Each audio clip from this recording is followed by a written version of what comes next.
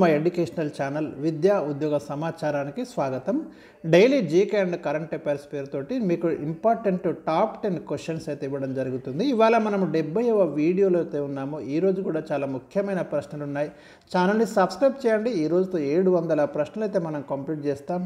ఇవాళ first question, quit India నినాదం రూపకర్త ఎవరు? అంటే ఈ క్విట్ ఇండియా అనే పదాన్ని సృష్టించింది ఎవరనేది ఇక్కడ ప్రశ్న అండి.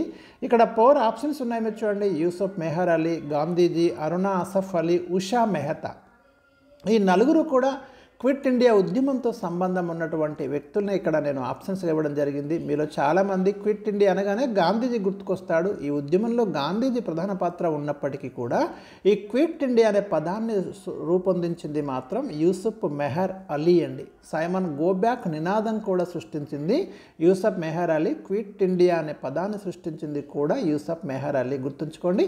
ఇక గాంధీజీ ఈ మూమెంట్ను ప్రారంభిస్తూ ఒక స్లోగన్ ఇస్తాడు, డూ ఆర్ డై అనే స్లోగన్ ఇస్తాడు.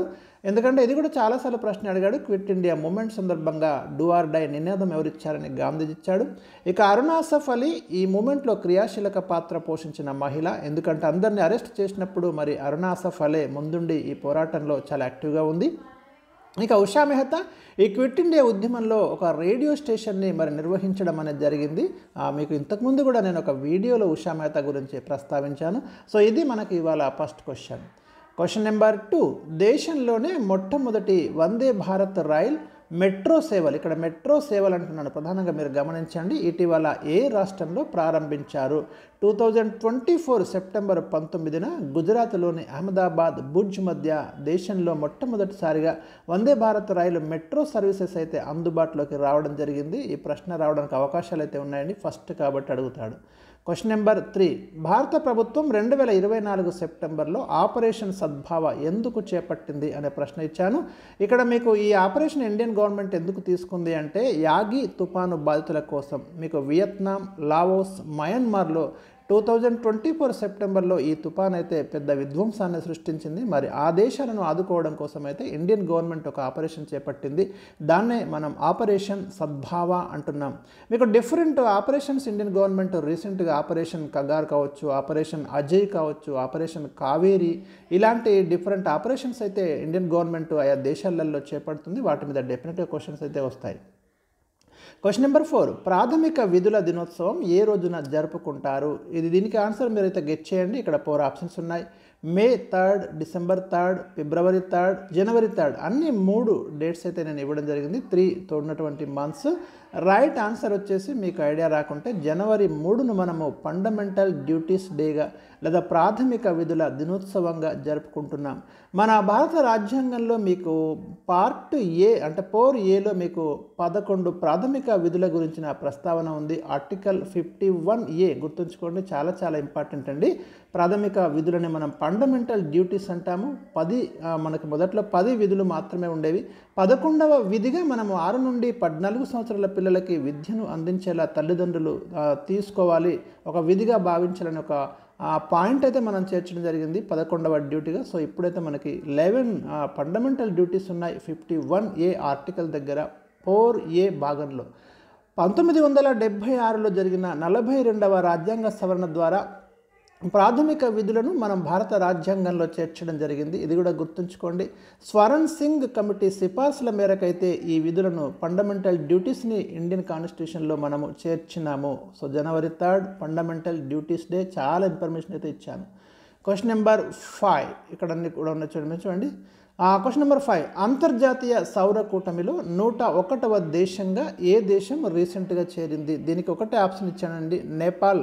రీసెంట్గా మీకు అంతర్జాతీయ సౌర కూటమిలో 101వ దేశంగా చేరింది. దీన్ని ఇంటర్నేషనల్ సోలార్ అలయన్స్ అంటున్నాం. ఇండియా మరియు ఫ్రాన్స్ సంయుక్తంగా దీన్ని ఏర్పాటు చేయడం అనేది జరిగింది. సౌరశక్తిని పెంపొందించడం ప్రధానంగా దీంట్లో భాగము. మరి 2015లో మనకు ఈ ఇంటర్నేషనల్ సోలార్ అలయన్స్ని అయితే ఏర్పాటు చేసినాం. 2015 నవంబర్ 30. హెడ్ క్వార్టర్ వచ్చేసి మన ఇండియాలో హర్యానా దగ్గర గురుగ్రామ్లో ఈ ఇంటర్నేషనల్ సోలార్ అలయన్స్ యొక్క హెడ్ క్వార్టర్ని అయితే ఏర్పాటు చేసినాం. క్వశ్చన్ నెంబర్ 6, మిగా విస్తరించండి. ఇది మీరు విని ఉండకపోవచ్చు. ఇది ప్రపంచ బ్యాంకుకు అనుబంధంగా ఉన్నటువంటి ఒక సంస్థ. అందులో ఒక part multilateral investment guarantee agency అంటాము. మనకు వరల్డ్ బ్యాంక్ ఏదైతే ఉందో దీని కింద చాలా సంస్థలు అయితే ఉన్నాయండి. ఐదు ఆర్గనైజేషన్స్ లేదా 5 సంస్థలు దీని కింద ఉన్నాయి. అందులో ఒకటి మల్టీలాటరల్ ఇన్వెస్ట్మెంట్ గ్యారంటీ ఏజెన్సీ. ఇంకా మిగతా అన్ని ఇక్కడ ఇచ్చాను చూడండి. ఈ మిగా మాత్రము 1988లో ఏర్పడింది.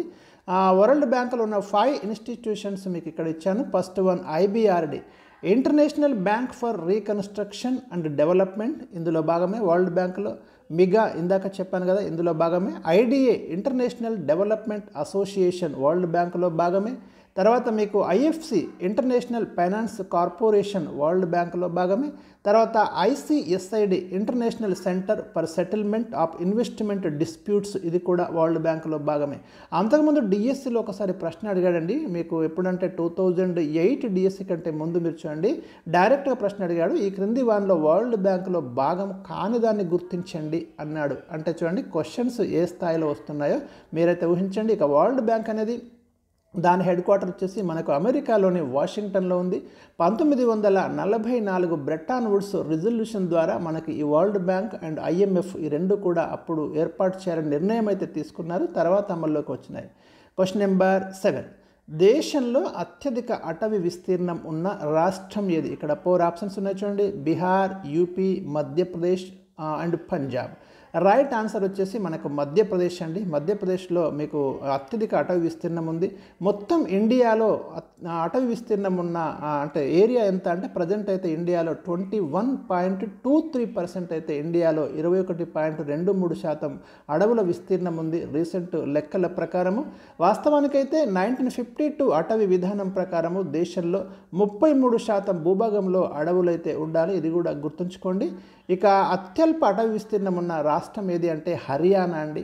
ఒక రాష్ట్రంలో శాతం పరంగా చూసినప్పుడు ఆ రాష్ట్ర భూభాగంలో అత్యధిక శాతం అటవీ విస్తీర్ణం ఉన్న ఏరియా లేదా రాష్ట్రం ఏది అంటే మిజోరాం.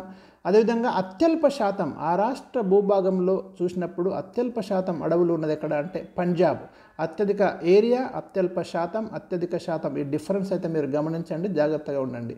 క్వశ్చన్ నెంబర్ 8, ఉత్తర భారతదేశాన్ని పరిపాలించిన చివరి గొప్ప హిందూ రాజు ఎవరు అనే ప్రశ్న ఇచ్చాను.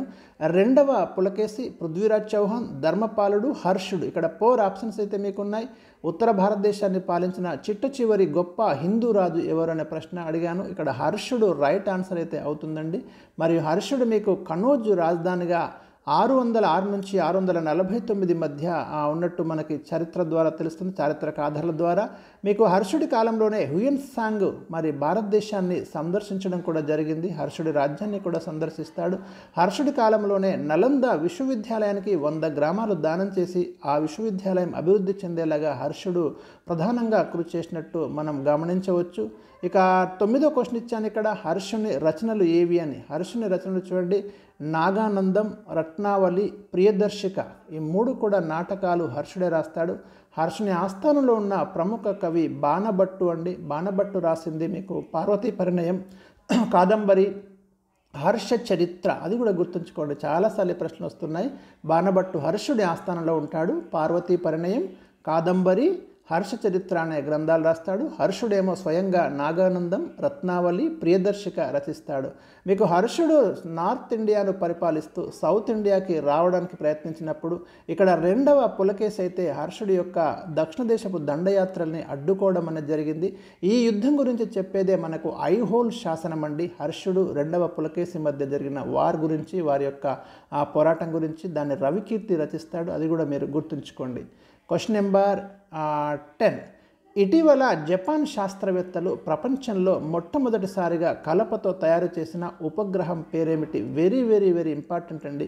ప్రపంచంలో ఫస్ట్ టైం వుడ్ తోటి ఒక శాటిలైట్ తయారు చేసి మరి అమెరికా నుంచి అయితే జపాన్ సైంటిస్టులు ప్రయోగించారు.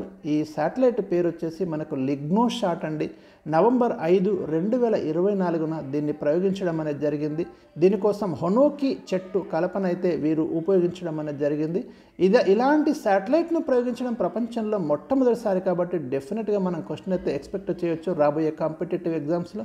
సో ఇవి ఈరోజు నేను అందించినటువంటి టాప్ 10 క్వశ్చన్స్. మీకు ఏమైనా డౌట్స్ ఉంటే కామెంట్ సెక్షన్లో రాయండి, వీడియోను లైక్ చేయండి, ఛానల్ని తప్పకుండా సబ్స్క్రైబ్ చేయండి, మీ సజెషన్స్ మీ సలహాలు అయితే తప్పకుండా పోస్ట్ చేయండి. Thank you for watching.